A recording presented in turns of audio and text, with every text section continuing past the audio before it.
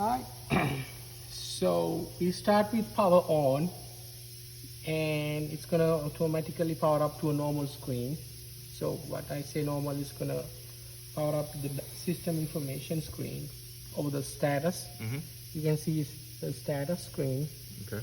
You can hit the diagnostics. It's gonna show you this system information and input output screen. That's gonna show you which input the controller is getting, which outputs the controller is firing. This is the page. Okay. So the simple thing is like when I say, when I press the manual shear, see that? You get the manual shear input, manual shear output. Okay.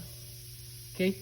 The error happens because we don't have anything turned on right now, and we are not getting the sensor signal from the limit switches. Okay. You can clear these errors by CE. Okay.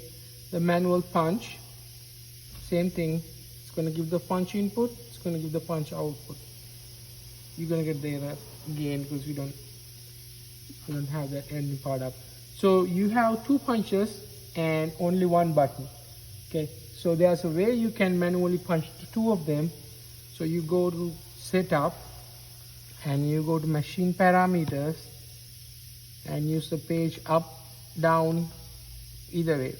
When you do the down, it goes down. When you do the up, it goes up. And look for the parameter called tool selected for manual punch. Okay. Currently it's selected at 1. So I'm going to hit enter, 2 and enter. Now it's going to fire the other press. So this is just, I'm sorry. Go ahead. So this is just basically if we're just manually doing something. Yes. It's not programmed, it's just. Yeah, so I'm giving you the idea of the manual buttons first, how you're going to do the things manually. Perfect, yep. And when you change that to tool ID 2, we're going to see that press 2 happening. So previous video it was happening on press 1, now it's press 2. Because we changed that to happen on press 2. Okay? Okay. So on the video it's going to show you. Yep. Go to that parameter, you can change it back to 1 or 2.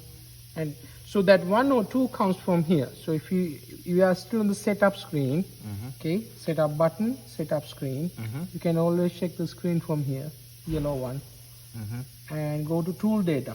So tool data going to show you the definition for each tool ID, 1 and 2, that's what I was selecting. So it's a 2-hole or 1-hole.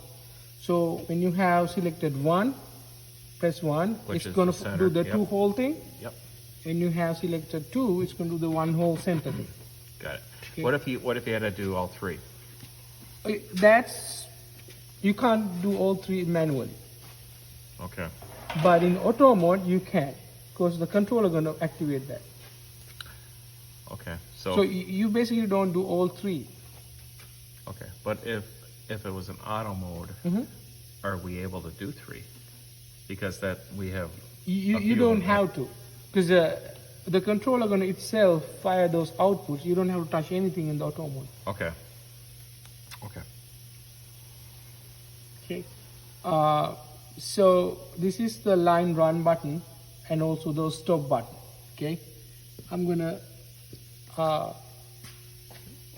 pull it out. Okay. It's gonna be green. The error happens because we didn't get that shear complete signal.